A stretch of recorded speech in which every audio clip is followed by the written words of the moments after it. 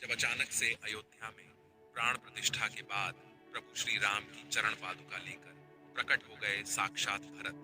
जब प्रभु श्री राम वनवास के लिए रवाना हुए थे, तब भारत ने उनके चरण पादुका को राज सिंहासन पर रखकर शासन चलाया था। और जब प्रभु श्री राम 14 वर्ष का वनवास पूरा करके पुनः अयोध्या लौटे थे, तब इसी चरण पादुका को धारण करके कई हजार सालों तक अयोध्या पर राज किया। और अब जब एक बार पुनः कलयुग में श्री राम अयोध्या आने वाले थे, राम राज्य लाने वाले थे, तो उनके भ्राता भरत आखिर कैसे पीछे रह सकते थे? आखिर अयोध्या में कैसे प्रकट हुई दिव्य चरण पादुका? सच्चाई जानकर आपकी भी होश उड़ जाएंगे। वीडियो में आगे बढ़ने से पहले अगर आप भी एक सच्चे राम भक्त हैं, तो वीडियो को लाइक करें और कमेंट बॉक्स में जय श्री राम सच्चे भक्त ही लिखें। अयोध्या में राम लल्ला की प्राण प्रतिष्ठा के एक दिन बाद राम मंदिर के द्वार खुलते ही 5 लाख से अधिक श्रद्धालु वहां एकत्र हुए। सुबह कुछ मौकों पर भीड़ ने बैरिकेड तोड़ दिए, जिससे भगदड़ जैसी स्थिति पैदा हो गई। लेकिन हर बार परिसर में और उसके आसपास तैनात 8000 मजबूत पुलिस दल ने भीड़ को नियंत्रित किया। प्रतिष्ठा समारोह से पहले 1.5 लाख से अधिक भक्त अयोध्या पहुंच गए थे और धर्मशालाओं में रह रहे थे। कुछ लोगों ने खुले आसमान के नीचे रात बिताई। उनका लक्ष्य था राम लल्ला की प्राण प्रतिष्ठा के बाद पहली सुबह मंदिर के द्वार खुलते ही प्रवेश करना था। 23 जनवरी को राम मंदिर के दरवाजे आम श्रद्धालुओं के खुलते ही लोगों की इस भीड़ में एक शख्स ऐसा भी था जिसने अपने सर पर दिव्य चरण पादुकाएं उठा रखी थी। वह भीड़ में निरंतर मंदिर के अंदर जाने का प्रयास कर रहा था। कई लोगों ने उसे देखा। तब उसका कहना था कि वह दिव्य चरण पादुकाएं प्रभु श्री राम को भेंट कर रहा था, क्योंकि यह उनकी ही चरण पादुका है। कार्तिक नाम के एक भक्त का कहना था कि वह शख्स जिसने चरण पादुकाएं अपने सर पर उठाई हुई थी, वह हमारे साथ कई घंटे तक दर्शन के लिए इंतजार में खड़े रहे। उस दिन तकरीबन 5 लाख श्रद्धालु अयोध्या राम मंदिर में दर्शन करने के लिए पहुंचे थे और तकरीबन 4 से 5 घंटे तक वह शख्स उस दिव्य चरण पादुकाओं को अपने सर पर धारण किए। उनका एक ही कहना था कि वे यह चरण पादुकाएं प्रभु श्री राम की लिए लाए और उन्हें सौंप कर ही अपना कर्तव्य निभाएं। जब तकरीबन 4 से 5 घंटे इंतजार करने के बाद हमें राम लल्ला के दर्शन का सौभाग्य प्राप्त हुआ, उस समय भी वो मेरे साथ थे। उन्होंने वह चरण पादुकाएं प्रभु श्री राम के गर्भगृह के सामने रख दी। जब मैंने उनसे उनका नाम पूछना चाहा, तब उन्होंने कहा कि मैं यहाँ से 14 किलोमीटर दूर भरतपुर से आया और अचानक कहीं अंतर था। ये चमत्कार अपनी आंखों के सामने देखकर कार्तिक के भी होश उड़ गए। उन्होंने रामलीला के दर्शन किए और तुरंत ही भरतपुर की तरफ, जो कि वहां से 14 किलोमीटर दूर स्थित था। आगे वीडियो में हम बताएंगे वह दुर्लभ इंसान आखिर कौन थे और भरतपुर पर पुनः कैसे कार्तिक की उनके साथ मुलाकात हुई। लेकिन उससे पहले हम भरत कुंड के अस्तित्व को अच्छी तरह से जान लेते हैं।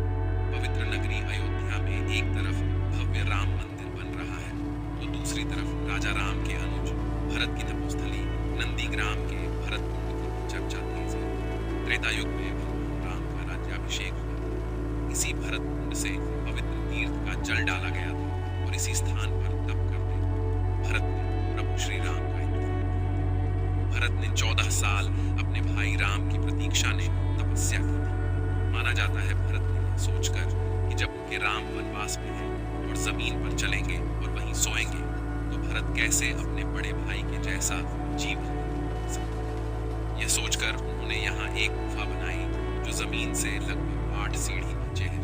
यहीं उन्होंने 14 साल तप किया। जब 14 वर्ष के वनवास के लिए राजपाट छोड़कर चले, भरत मर्यादा पुरुषोत्तम श्री राम अपने पिता के वचन से बंधे थे। लौटना स्वीकार नहीं किया, लेकिन भरत के अनुरोध पर अपनी चरण पादुका सौंपी। नंदीग्राम में भरत श्री राम की खड़ाऊ प्रतीक के तौर लेकर अयोध्या का राजपाट चला।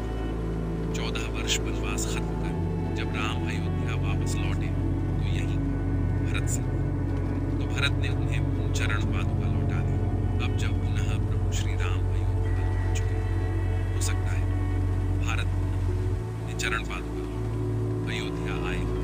जब कार्तिक भरत पहुंचे, तो भारत कार्तिक जी को रहस्यमय तरीके से वही व्यक्ति भारत कुंड में स्नान करता हुआ दिखाई, जो चरण पादुका लिए अयोध्या राम मंदिर। इसके बाद कार्तिक ने उनसे पूछा कि आप अयोध्या में रहस्यमय तरीके से कहाँ गायब हो गए थे और आप यहाँ पर क्या कर रहे हैं। तो उस दिव्य व्यक्ति ने कहा कि हमारे पूर्वज कई सालों से इसी भरत कुंड के आसपास ही निवास करते हैं और प्रभु श्री राम के भाई भरत को अपना इष्ट मानते हैं। एक दिन रात्रि के समय स्वयं भरत हमारे सपने में आए और उन्होंने हमसे कहा कि भरत कुंड के गुफा के अंदर एक दिव्य चरण पादुका रखी हुई, उसे ले जाकर अयोध्या में नवनिर्मित राम मंदिर के अंदर रखना। वहां प्रभु श्री राम अपना राज सिंहासन संभालेंगे। जब हमारी आंखें खुली तो स्वप्न अनुसार अपने राजा का आदेश मानते हुए हम उस चरण पादुका को अपने सर पर रखकर अयोध्या धाम के लिए रवाना हुए और जब राम मंदिर आम श्रद्धालुओं के लिए खुल गया तब हमने वह दिव्य चरण पादुका प्रभु श्री राम को समर्पित कर दी। अयोध्या में दिन प्रतिदिन ऐसे कई दिव्य चमत्कार लगातार हो रहे हैं। हाल ही में 22 जनवरी 2024 को अयोध्या के भव्य राम मंदिर में भगवान रामलला की प्राण प्रतिष्ठा हुई। इसके अगले ही दिन लाखों लोग अपने आराध्य के दर्शन को मध्य पकड़े। इसी दौरान एक बंदर भी गर्भगृह में प्रवेश कर गया। श्री राम जन्मभूमि तीर्थ क्षेत्र ट्रस्ट ने ट्विटर पर इसके बारे में जानकारी साझा करते हुए कहा है कि वहां तैनात सुरक्षा कर्मियों का कहना है ये हमारे लिए ऐसा ही है मानो स्वयं हनुमान जी रामलला के दर्शन करने आए। ये घटना 23 जनवरी को शाम के करीब 5:50 की है। उस समय तक करीब 3 लाख भक्त रामलला का दर्शन कर चुके थे। करीब 2 लाख भक्त बाहर कतार में थे। पहले दिन 5 लाख से अधिक भक्तों ने राम मंदिर में दर्शन किया। ट्रस्ट की ओर से किए गए पोस्ट में बताया गया है एक बंदर दक्षिणी द्वार से मंडप से होते हुए गर्भगृह में प्रवेश करके उत्सव मूर्ति के पास तक पहुंचा। बाहर तैनात सुरक्षा कर्मियों ने उसे देखा। वे बंदर की ओर यह सोचकर भागे कि कहीं वह उत्सव मूर्ति को जमीन पर न गिरा दे, परंतु जैसे ही पुलिसकर्मी बंदर की ओर दौड़े वैसे ही बंदर शांत भाव से भागते हुए उत्तरी द्वार की ओर गया।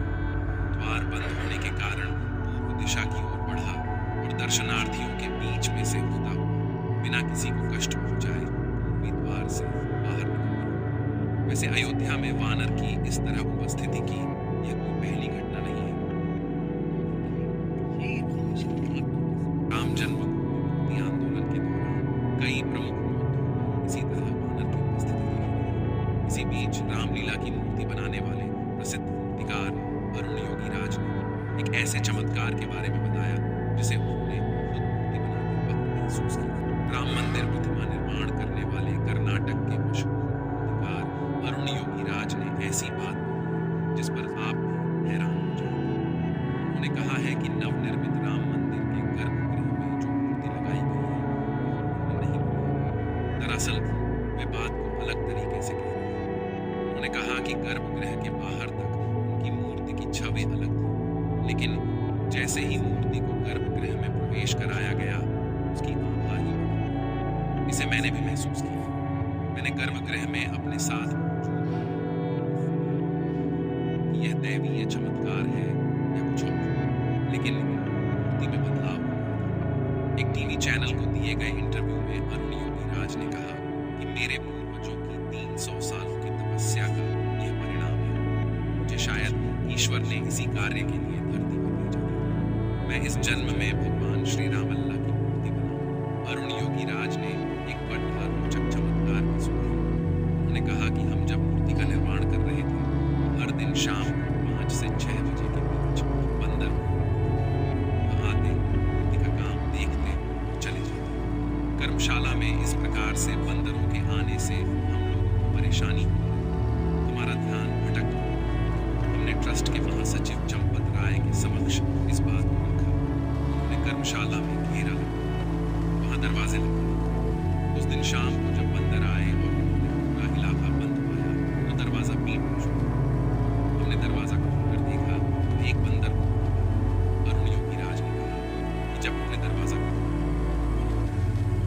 का निर्माण किया चलिए। फिर हमने दरवाजा बंद नहीं किया। ऐसे कई चमत्कार